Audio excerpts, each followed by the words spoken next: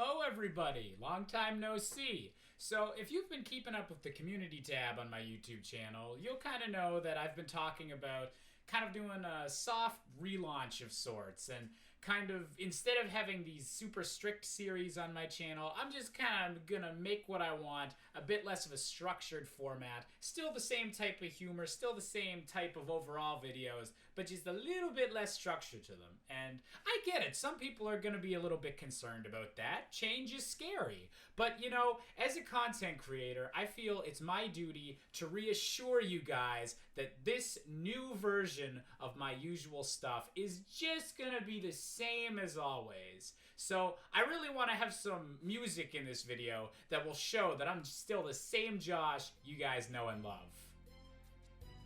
I think I'm gonna go with some Gangster's Paradise.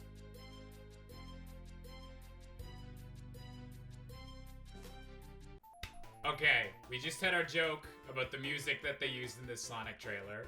And I'm gonna get this out of the way now. If you have any comments about how Sonic actually looks and expect me to like defend his visual design in this movie, I got nothing.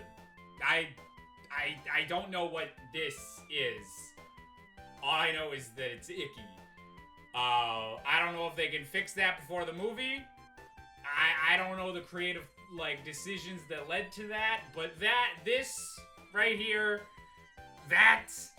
I'm not gonna defend that. I'll leave that to someone else. That's their fight. I'm not touching that with a 5-foot pole. But what I do want to talk about is the stuff that actually kind of did work for me in that trailer, which I was really surprised about, because if you look at my history, I haven't been the, you know, kindest guy to the whole Sonic franchise. I hate you!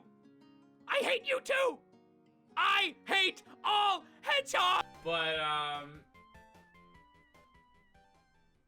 But other than those two things, I really gotta say, I was kind of impressed with that trailer. Which, maybe that just comes from, like, low expectations or something, but I had a more positive reaction than I was expecting, and I think my reaction was more positive than most of what I'm seeing on Twitter, just because, you know, most people are focusing on this, again, and I don't blame them, because this is... yikes.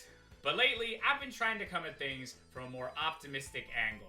And so, I basically came to the conclusion with this movie, okay, some bigwig at Sony or whatever studio's doing this decided, you know what?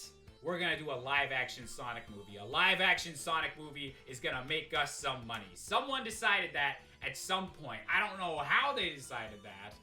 They were looking at what Marvel's doing and was like, oh, Marvel's got a real-life Iron Man. We could have a real-life Sonic. Those will make the exact same amount of cheddar cheese. So deals were made. The movie got into production. It's a thing. It's happening. There is nothing we can do at this point unless we go back in time and stop it. There's nothing we can do. This movie is coming out. So all we can do is hope that, you know, live-action Sonic sounds like a weird idea, but, like, I think you could... I think there's the possibility of a good movie behind any possible idea. And there is some stuff in that trailer that legitimately works for me. That stuff is Jim Carrey.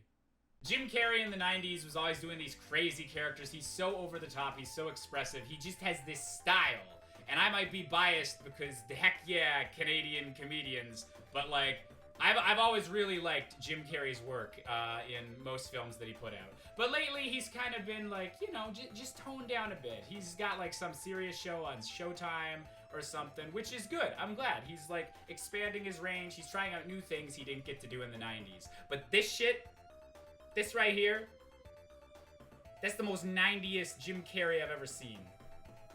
That is so 90s, it should be wearing whatever they wore in the 90s. I have seen a lot of people already kind of being in the same vein as me. It's like, oh, Jim Carrey looks like he's doing something interesting and like something unique. Like, this movie's gonna suck, but maybe Jim Carrey will be like a shining part of it. Or Jim Carrey's gonna be like so bad it makes the movie good. Like, people are expecting Jim Carrey is gonna be entertaining no matter whether they think it's gonna be good or bad. But I actually think the fact that Jim Carrey, like, does seem to be doing what he's really good at and putting his own unique spin on the character, I think that's really important because I think, like, Dr. Robotnik, Dr. Eggman, do we know what they're calling him in this movie? I'm just gonna go with Robotnik. But that relationship between Sonic and Robotnik is kind of what made a large part of the Sonic franchise kind of work. No matter how weird the camera angles got, how many playable characters you threw in there, you always knew that Eggman was gonna have some batshit crazy scheme, Sonic was gonna blow up a whole lot of Eggman's robots, and they were gonna have banter back and forth. And there's one moment in the trailer where Sonic, like, blows up, like, a car that's trying to attack them, and he's like, is that all you got, or something like that? And Eggman's like, no, but thank you for asking. That was the world's best Jim Carrey impression.